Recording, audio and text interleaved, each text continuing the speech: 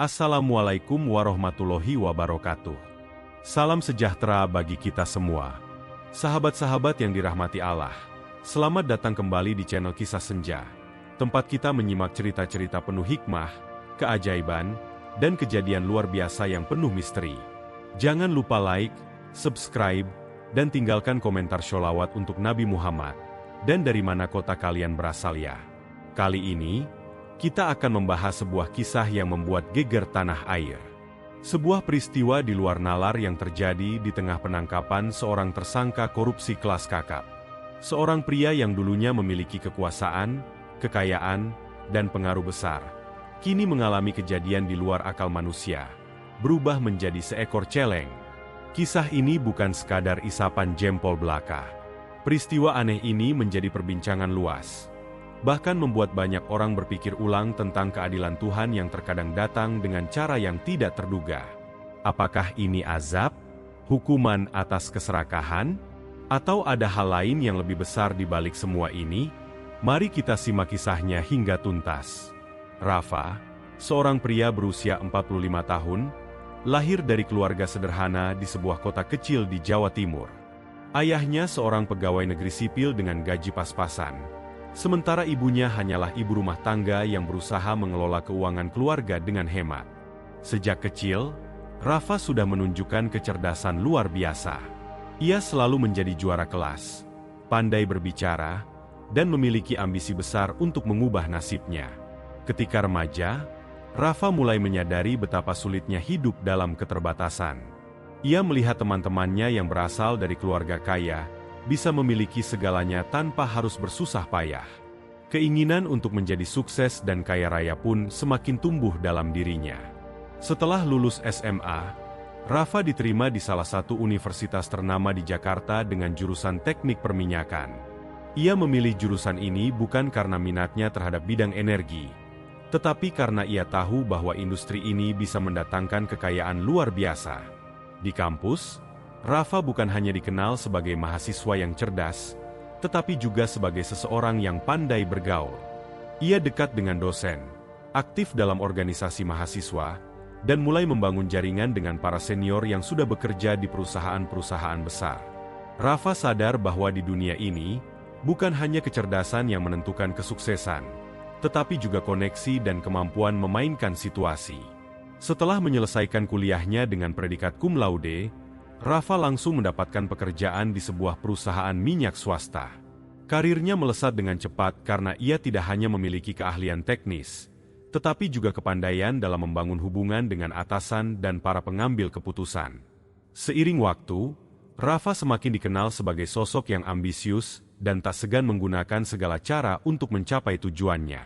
Ia selalu mencari peluang untuk memperkaya diri, meskipun itu berarti harus mengorbankan integritas dan nilai-nilai moral. Setelah lebih dari 1 dekade berkarir di sektor swasta, Rafa akhirnya mendapatkan kesempatan emas. Ia ditawari posisi strategis di PT Pertamina Patraniaga, anak perusahaan BUMN yang bertanggung jawab atas distribusi energi di seluruh Indonesia. Baginya, ini adalah langkah besar menuju puncak kekuasaan. Sebagai seorang direktur, Rafa memiliki kewenangan besar dalam mengelola proyek-proyek bernilai triliunan rupiah. Disinilah godaan mulai datang. Dengan posisinya yang tinggi, ia menyadari bahwa ada banyak celah yang bisa dimanfaatkan untuk mengalirkan dana perusahaan ke kantong pribadinya. Awalnya, Rafa hanya mengambil sedikit dari proyek-proyek yang ia jalankan. Ia meyakinkan dirinya bahwa ini adalah bonus atas kerja kerasnya. Namun, semakin lama, keserakahannya semakin menjadi-jadi. Ia mulai mengatur tender-tender fiktif, memanipulasi laporan keuangan, dan bahkan bekerja sama dengan pihak-pihak tertentu untuk menggelembungkan harga proyek. Uang haram itu mengalir deras ke rekeningnya. Ia membeli rumah mewah di kawasan elit Jakarta, mengoleksi mobil sport mahal, dan sering berlibur ke luar negeri dengan keluarganya. Semua orang menganggapnya sebagai sosok yang sukses dan berpengaruh. Namun, di balik semua kemewahan itu, ada satu hal yang selalu menghantuinya, rasa takut. Setiap kali ia mendengar berita tentang pejabat yang tertangkap karena korupsi, jantungnya berdegup kencang. Ia tahu bahwa cepat atau lambat, perbuatannya bisa terbongkar. Namun, ia selalu menenangkan dirinya dengan keyakinan bahwa ia memiliki banyak koneksi kuat yang bisa melindunginya. Selain itu, Rafa juga mulai merasa bahwa hidupnya tidak benar-benar bahagia. Meskipun memiliki segalanya, ia merasa hampa. Hubungannya dengan keluarganya pun semakin renggang. Istrinya yang dulu sangat mencintainya, kini mulai menjaga jarak. Anak-anaknya tumbuh tanpa banyak mengenalnya, karena ia terlalu sibuk dengan pekerjaannya. Namun, semua ini tidak membuatnya berhenti. Ia sudah terlalu jauh melangkah, dan ia merasa tidak bisa kembali. Ia berpikir bahwa selama ia berhati-hati, tidak akan ada yang bisa menangkapnya. Tapi, yang tidak ia sadari, roda kehidupan terus berputar. Dan ketika seseorang sudah terlalu tamak, alam semesta akan mencari caranya sendiri untuk menyeimbangkan keadaan. Tanpa ia ketahui, KPK telah lama mengawasinya. Investigasi telah dilakukan secara diam-diam, mengumpulkan bukti demi bukti. Rafa mungkin bisa menipu banyak orang, tapi ia tidak bisa menipu hukum dan keadilan yang lebih besar. Hari yang ia takutkan pun semakin dekat. Namun, Rafa masih belum menyadarinya. Ia masih menikmati kehidupan mewahnya, merasa aman di balik kekuasaan dan uangnya. Ia tidak tahu bahwa kejatuhannya hanya tinggal menunggu waktu. Dan yang lebih mengerikan, kejatuhannya tidak akan terjadi dengan cara yang biasa, melainkan dengan cara yang tidak pernah ia bayangkan sebelumnya. Kecurigaan terhadap Rafa bukanlah sesuatu yang muncul dalam semalam. Sejak menjabat sebagai direktur di PT Pertamina Patra Niaga, beberapa kebijakan yang ia buat mulai menarik perhatian. Salah satu yang paling mencolok adalah keputusan untuk menunjuk beberapa perusahaan sebagai pemenang tender proyek infrastruktur energi tanpa melalui mekanisme yang transparan. Dalam laporan internal yang diajukan oleh salah satu pegawai yang tak disebutkan namanya, ditemukan kejanggalan dalam proses lelang. Beberapa perusahaan yang memenangkan proyek memiliki rekam jejak yang tidak jelas. Bahkan ada yang baru berdiri beberapa bulan sebelum tender diumumkan. Laporan ini akhirnya sampai ke meja penyelidik Komisi Pemberantasan Korupsi, KPK. Sebagai lembaga yang sudah sering menangani kasus korupsi kelas kakap, KPK paham bahwa mereka tidak bisa bertindak gegabah. Mereka harus mengumpulkan bukti yang kuat sebelum melakukan tindakan lebih lanjut. Penyelidikan diam-diam. Tim penyidik KPK yang dipimpin oleh seorang penyelidik senior, Budi Santoso, mulai bergerak secara diam-diam. Mereka melakukan audit terhadap proyek-proyek yang ditangani Rafa dalam 5 tahun terakhir. Dalam proses ini, ditemukan pola yang sangat mencurigakan. Proyek fiktif. Beberapa proyek yang didanai dengan anggaran miliaran rupiah ternyata tidak pernah benar-benar dikerjakan. Namun, dalam laporan keuangan, proyek tersebut dianggap sudah selesai dengan dana yang sudah dicairkan. Markup anggaran.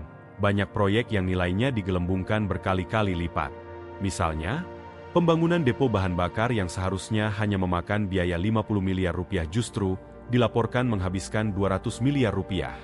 Aliran dana mencurigakan, beberapa transaksi keuangan menunjukkan adanya aliran dana dalam jumlah besar ke rekening perusahaan-perusahaan asing yang diduga sebagai tempat pencucian uang. Penyelidikan ini dilakukan dengan sangat hati-hati. KPK bahkan menyadap komunikasi beberapa pejabat yang terlibat, termasuk Rafa. Dari hasil penyadapan ini, mereka menemukan bukti bahwa Rafa sering berkomunikasi dengan pengusaha tertentu untuk mengatur proyek-proyek yang akan dikorupsinya. Namun, bukti itu belum cukup untuk menangkapnya. KPK membutuhkan bukti yang lebih kuat, bukti yang tidak bisa dibantah oleh pengadilan. Strategi penjebakan. Setelah berbulan-bulan melakukan penyelidikan, KPK akhirnya memutuskan untuk melakukan operasi tangkap tangan, OTT, terhadap Rafa. Mereka mendapatkan informasi bahwa pada tanggal 15 Juli, Rafa akan melakukan pertemuan dengan seorang pengusaha yang selama ini menjadi kaki tangannya dalam proyek-proyek korupsi. Pertemuan ini dijadwalkan berlangsung di sebuah hotel bintang 5 di Jakarta. Dalam pertemuan tersebut, Rafa dijadwalkan menerima uang suap sebesar 25 miliar rupiah dalam bentuk tunai dan transfer. Tim KPK segera menyiapkan strategi. Mereka menempatkan beberapa agen penyamaran sebagai staf hotel, pelayan restoran, hingga tamu yang sedang menginap. Selain itu, tim penyidik juga sudah mendapatkan izin dari pengadilan untuk menyadap ruangan tempat pertemuan berlangsung. Hari yang dinantikan pun tiba. Rafa, dengan penuh percaya diri, tiba di hotel menggunakan mobil mewahnya. Ia tidak menyadari bahwa setiap gerak-geriknya sudah diawasi. Ketika transaksi berlangsung, agen KPK yang menyamar segera mengirimkan sinyal kepada tim utama yang sudah bersiaga. Begitu Rafa menerima koper berisi uang tunai, tim KPK langsung menyerbu masuk dan menangkapnya tanpa perlawanan berarti. Kejatuhan Rafa. Berita penangkapan Rafa segera menyebar ke seluruh Indonesia. Media massa dengan cepat memberitakan bagaimana seorang direktur yang selama ini dikenal sebagai sosok sukses ternyata hanyalah seorang koruptor licik. Dalam hitungan jam, nama Rafa menjadi trending di berbagai platform media sosial. Masyarakat yang selama ini geram dengan korupsi menyambut baik tindakan KPK. Namun, dampak paling besar justru terjadi di dalam keluarganya. Istri dan anak-anaknya yang selama ini hidup dalam kemewahan tiba-tiba harus menghadapi kenyataan pahit. Rumah mewah mereka menjadi sasaran pemberitaan, dan beberapa aset yang dimiliki Rafa mulai disita oleh negara. Sementara itu, di ruang tahanan KPK, Rafa masih berusaha menyangkal semua tuduhan. Dengan wajah yang penuh emosi, ia mengatakan bahwa semua ini adalah konspirasi politik yang ingin menjatuhkannya. Namun, KPK tidak gentar.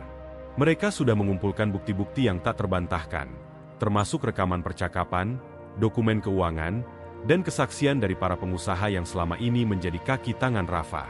Hari demi hari berlalu, dan akhirnya Rafa tidak bisa lagi mengelak. Setelah beberapa kali diperiksa, ia akhirnya mengakui bahwa dirinya telah menerima suap dan melakukan tindak pidana korupsi. Pengakuan ini membuat kasusnya semakin sulit untuk dibela di pengadilan. Jaksa KPK menuntut hukuman 20 tahun penjara, dengan tambahan denda sebesar 10 miliar rupiah, dan penyitaan seluruh aset yang didapat dari hasil korupsi. Dampak dan pelajaran.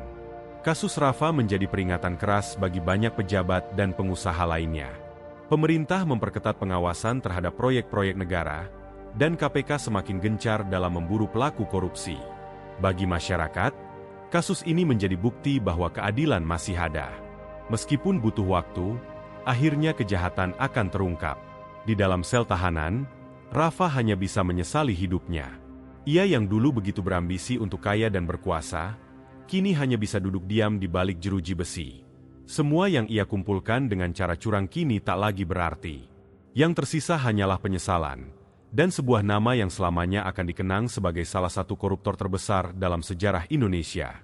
Setelah berhasil menangkap Rafa dalam operasi tangkap tangan, OTT, tim jaksa dari Komisi Pemberantasan Korupsi, KPK, segera menyusun dakwaan.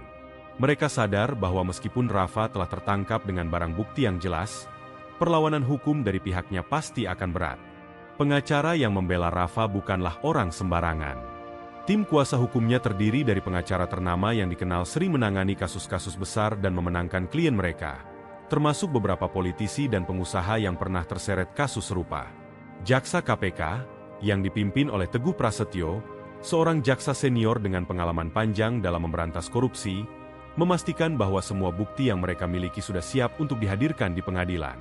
Bukti-bukti tersebut meliputi rekaman percakapan antara Rafa dan beberapa pengusaha yang menunjukkan adanya pengaturan proyek dan penerimaan suap. Bukti transfer dana ke rekening yang terkait dengan Rafa. Keterangan saksi, termasuk mantan rekan bisnis dan pejabat yang ikut serta dalam konspirasi. Dokumen proyek yang menunjukkan adanya penggelembungan anggaran, markup, dan proyek fiktif.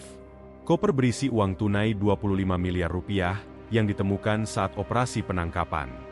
Dengan persiapan yang matang, KPK yakin bisa membuktikan bahwa Rafa memang bersalah. Sidang perdana, pembelaan yang lemah. Sidang pertama kasus ini digelar di Pengadilan Tipikor Jakarta dengan pengamanan ketat. Publik yang sudah geram dengan kasus korupsi ini terus mengikuti jalannya persidangan melalui media. Dalam sidang pertama, tim kuasa hukum Rafa mencoba membantah dakwaan dengan berbagai argumen, di antaranya menuduh KPK melakukan penyadapan ilegal, mengklaim bahwa uang suap adalah dana operasional proyek, mengatakan bahwa klien mereka dijebak dalam sebuah konspirasi politik. Namun, jaksa KPK dengan tenang mematahkan argumen tersebut satu persatu. Bukti rekaman dan dokumen transaksi yang sudah diuji keabsahannya menunjukkan bahwa tidak ada unsur jebakan atau rekayasa. Rafa sendiri tampak gelisah di kursi terdakwa, sesekali berbicara dengan pengacaranya. Ia tetap bersikeras bahwa dirinya tidak bersalah. Saksi-saksi yang mengungkap fakta. Pada sidang berikutnya, jaksa menghadirkan sejumlah saksi kunci, termasuk beberapa pegawai dan rekan bisnis Rafa. Salah satu saksi yang memberikan kesaksian mengejutkan adalah Aditya Wirawan, mantan pejabat di perusahaan yang bekerja sama dengan Rafa. Ia mengaku bahwa selama bertahun-tahun, ia diperintahkan untuk menyamarkan aliran dana haram dari proyek-proyek yang dikorupsi. Ada kode khusus untuk setiap transaksi, ungkap Aditya di depan hakim. Kami tidak pernah menyebutnya sebagai suap, melainkan dana apresiasi atau dana khusus. Selain Aditya, seorang pengusaha bernama Taufik Hamdani juga bersaksi bahwa ia diminta menyetor miliaran rupiah agar perusahaannya bisa menang dalam tender proyek pemerintah. Kalau tidak menyetor, kami tidak akan pernah menang, katanya. Keterangan para saksi ini semakin memperkuat dakwaan terhadap Rafa. Barang bukti tak terbantahkan. Selain kesaksian saksi, jaksa KPK juga mengajukan bukti forensik berupa jejak digital dari ponsel dan komputer Rafa. Dari analisis pesan singkat dan email, ditemukan komunikasi yang menunjukkan bahwa Rafa secara aktif mengatur pembagian uang hasil korupsi kepada beberapa pejabat dan koleganya. Salah satu pesan yang ditemukan berbunyi, "Pastikan uangnya sampai sebelum akhir bulan, biar proyek bisa jalan." Tak hanya itu, ada pula rekaman suara yang diambil dari penyadapan, di mana Rafa terdengar berbicara tentang komisi yang harus diberikan kepada pihak tertentu untuk meloloskan proyek.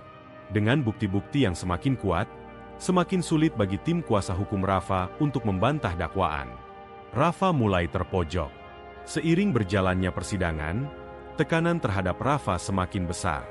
Media terus memberitakan kasus ini, sementara masyarakat mendesak agar ia dijatuhi hukuman berat. Di dalam tahanan, Rafa mulai kehilangan kepercayaan terhadap tim pengacaranya. Ia bahkan sempat menyampaikan keluhan kepada keluarganya, bahwa ia merasa dikhianati oleh orang-orang yang dulu menjadi rekan bisnisnya. Pada sidang ke-7, jaksa memberikan tuntutan resmi, 20 tahun penjara, denda 10 miliar rupiah, penyitaan aset senilai 100 miliar rupiah yang berasal dari hasil korupsi. Mendengar tuntutan ini, Rafa terlihat pucat. Ia sempat berdiskusi dengan pengacaranya, lalu meminta waktu untuk menyampaikan pembelaan terakhir. Pembelaan terakhir yang gagal. Dalam sidang berikutnya, Rafa akhirnya berbicara di depan hakim. Dengan suara bergetar, ia mengatakan bahwa semua yang ia lakukan hanyalah bagian dari sistem yang sudah rusak. "Saya memang melakukan kesalahan, tetapi saya bukan satu-satunya," katanya. "Jika saya dihukum, maka masih banyak orang di luar sana yang juga harus dihukum." Namun, pembelaan ini justru membuat publik semakin marah. Alih-alih menyesali perbuatannya, Rafa justru terkesan ingin menyalahkan pihak lain. Hakim pun tidak terpengaruh oleh pembelaannya. Setelah mempertimbangkan semua bukti yang diajukan, pengadilan akhirnya menjatuhkan vonis 18 tahun penjara dan denda 8 miliar rupiah. Putusan ini lebih ringan dari tuntutan jaksa, tetapi tetap menjadi hukuman yang berat bagi Rafa. Reaksi publik dan dampak. Begitu putusan dibacakan, media langsung menyiarkannya secara luas. Masyarakat yang mengikuti kasus ini menganggap bahwa hukuman tersebut masih terlalu ringan dibandingkan dengan kerugian negara yang ditimbulkan. Beberapa aktivis anti korupsi bahkan menyerukan agar hukum di Indonesia diperketat agar tidak ada lagi koruptor yang bisa lolos dengan hukuman yang ringan. Di sisi lain, keluarga Rafa harus menghadapi kenyataan pahit. Istri dan anak-anaknya yang dulu hidup dalam kemewahan kini harus menerima kenyataan bahwa aset mereka akan disita. Sementara itu, di dalam tahanan, Rafa hanya bisa menyesali keputusannya. Ia yang dulu merupakan seorang pejabat terhormat, kini hanya bisa menjalani hidupnya sebagai seorang narapidana korupsi. Setelah vonis dijatuhkan, Rafa resmi menjadi narapidana korupsi dan dipindahkan ke Lembaga Pemasyarakatan Sukamiskin, penjara yang terkenal sebagai tempat para pejabat tinggi menjalani hukuman mereka. Meskipun fasilitas di penjara ini sedikit lebih baik dibandingkan penjara biasa, bagi Rafa, perubahan hidup yang drastis ini terasa seperti neraka. Dulu, ia terbiasa tidur di tempat tidur empuk di rumah mewahnya. Kini, ia harus tidur di atas kasur tipis di sel sempit yang bercampur dengan beberapa napi lainnya. Dulu, ia memiliki kekuasaan dan dihormati banyak orang. Kini, ia hanyalah seorang napi korupsi yang dijauhi bahkan oleh mantan koleganya sendiri. Rafa awalnya mencoba bersikap keras, berpura-pura bahwa ia bisa menghadapi situasi ini dengan tenang. Namun, semakin lama berada di balik jeruji, mentalnya mulai runtuh. Di hari-hari pertama, ia mengalami kesulitan beradaptasi. Ia tak lagi bisa memerintah orang sesuka hatinya. Setiap aktivitasnya dibatasi dan diawasi. Setiap pagi, Rafa harus mengikuti rutinitas penjara. Bangun jam 5 pagi, kemudian apel bersama napi lainnya. Sarapan sederhana, jauh dari makanan mahal yang biasa ia konsumsi. Kerja sosial, seperti menyapu halaman atau mencuci piring di dapur penjara. Bagi seseorang yang terbiasa hidup mewah, semua ini terasa menghina harga dirinya. Kehancuran keluarga. Sementara Rafa menghadapi kehidupan baru di balik jeruji, keluarganya juga mengalami kehancuran total. Istri yang ditinggalkan. Istri Rafa, Laras, yang dulu selalu terlihat anggun dengan perhiasan mahal dan pakaian mewah, kini harus berjuang sendiri. Aset keluarga disita, membuatnya kehilangan rumah dan kendaraan mewah. Rekening bank dibekukan, sehingga ia kehilangan sumber penghasilan utama. Para kerabat dan teman dekatnya perlahan menjauh, takut ikut terseret dalam kasus ini. Laras yang terbiasa hidup dengan kenyamanan dan kemewahan, kini harus memulai hidup baru dengan bekerja sendiri. Ia mencoba membuka usaha kecil, tetapi namanya yang sudah tercemar membuatnya sulit mendapatkan kepercayaan dari pelanggan. Yang lebih menyakitkan lagi, ia harus menanggung rasa malu. Media terus menyoroti kasus Rafa, dan nama Laras ikut terseret sebagai istri seorang koruptor. Anak-anak yang dihujat. Anak-anak Rafa juga mengalami dampak besar. Mereka menjadi sasaran bullying di sekolah, disebut sebagai anak koruptor. Beberapa teman mereka menjauh, bahkan ada orang tua murid yang meminta agar mereka dikeluarkan dari sekolah. Beberapa kali, mereka menangis diam-diam, tak sanggup menghadapi tekanan sosial yang begitu besar. Situasi ini akhirnya membuat Laras memutuskan untuk pindah ke kota lain, agar anak-anaknya bisa hidup lebih tenang. Namun, tetap saja, bayangan dosa Rafa akan terus menghantui keluarganya. Pengkhianatan dari rekan bisnis. Sebelum masuk penjara, Rafa masih berharap bahwa rekan-rekannya di dunia bisnis dan politik akan membantunya. Namun, kenyataannya justru sebaliknya. Beberapa mantan rekan bisnis yang dulu menikmati hasil korupsi bersama Rafa justru berbalik melawan.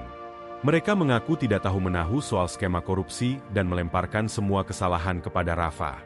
Bahkan, ada beberapa di antara mereka yang secara terang-terangan membongkar skandal lain yang melibatkan Rafa, dengan harapan bisa mendapatkan keringanan hukuman bagi diri mereka sendiri. Di dalam penjara, Rafa akhirnya menyadari satu hal. Di dunia ini tidak ada yang benar-benar setia. Mereka hanya setia ketika masih bisa mendapatkan keuntungan. Dampak sosial dan politik. Kasus Rafa juga memberikan dampak besar di luar lingkup pribadi dan keluarganya. Reformasi di pemerintahan. Setelah kasus ini mencuat, pemerintah mendapat tekanan besar dari masyarakat agar lebih serius dalam memberantas korupsi. Sebagai respons, beberapa kebijakan baru mulai diterapkan. Perketatan sistem tender proyek pemerintah dengan pengawasan lebih ketat. Pembentukan satuan khusus anti korupsi di setiap kementerian agar kasus seperti ini tidak terulang. Penerapan sistem transparansi keuangan di mana setiap pejabat harus melaporkan kekayaan mereka secara berkala. Kasus Rafa menjadi pelajaran bagi banyak pejabat lainnya, bahwa kejahatan korupsi bisa berujung pada kehancuran total. Kemarahan publik. Di sisi lain, masyarakat semakin marah terhadap para koruptor. Banyak aktivis mulai menggelar demonstrasi menuntut hukuman mati bagi koruptor kelas kakap. Beberapa kasus korupsi lain yang sempat mengendap mulai kembali diungkap oleh media. Kepercayaan publik terhadap pemerintah sempat menurun drastis, karena kasus ini menunjukkan betapa dalamnya korupsi sudah merasuki sistem pemerintahan. Kasus Rafa bukan hanya soal satu orang, melainkan gambaran dari sistem yang sudah bobrok dan harus diperbaiki. Kehancuran mental Rafa. Semakin lama di dalam penjara, Rafa semakin tenggelam dalam rasa bersalah dan penyesalan. Di awal, ia masih berharap bisa mendapatkan pengurangan hukuman dengan berbagai cara. Namun, setelah beberapa bulan, ia mulai menyadari bahwa tidak ada yang bisa menyelamatkannya. Semua orang sudah meninggalkannya, keluarganya, rekan-rekannya, bahkan orang-orang yang dulu ia anggap sahabat. Ia tidak punya kuasa lagi. Di luar sana, kehidupan terus berjalan tanpa dirinya, dan ia tidak bisa melakukan apapun untuk mengubahnya. Reputasinya hancur selamanya. Nama Rafa akan selalu dikenang sebagai simbol korupsi dan pengkhianatan terhadap rakyat. Pada suatu malam, Rafa ditemukan pingsan di dalam selnya. Dokter penjara mengatakan bahwa ia mengalami gangguan kecemasan berat dan depresi akibat tekanan mental yang luar biasa. Sejak saat itu, Rafa menjadi lebih pendiam. Ia jarang berbicara dengan napi lain, dan lebih banyak menghabiskan waktu dengan menulis di buku catatannya. Banyak orang yang dulu mengenalnya tak percaya bahwa seorang pria yang dulu begitu kuat, kini hanya menjadi bayangan dirinya sendiri. Akhir yang menyedihkan. Tahun demi tahun berlalu, dan Rafa tetap menjalani hukumannya di penjara. Dunia di luar terus berubah, tetapi bagi Rafa, waktu seakan berhenti. Ia sadar bahwa ketika ia akhirnya bebas, ia tidak akan lagi memiliki apapun. Tidak ada harta, tidak ada keluarga, tidak ada kekuasaan, tidak ada masa depan. Saat ia menatap langit di balik jeruji besi, ia hanya bisa bertanya pada dirinya sendiri, apakah semua ini sepadan? Namun, jawaban itu tak akan pernah bisa mengubah takdirnya. Waktu berlalu. Hari demi hari di dalam penjara terasa seperti siklus yang tak berujung bagi Rafa. Ia telah menghabiskan bertahun-tahun di balik jeruji. Rutinitas penjara tak lagi asing baginya, tapi tetap menyakitkan. Ia telah kehilangan segalanya, bahkan dirinya sendiri.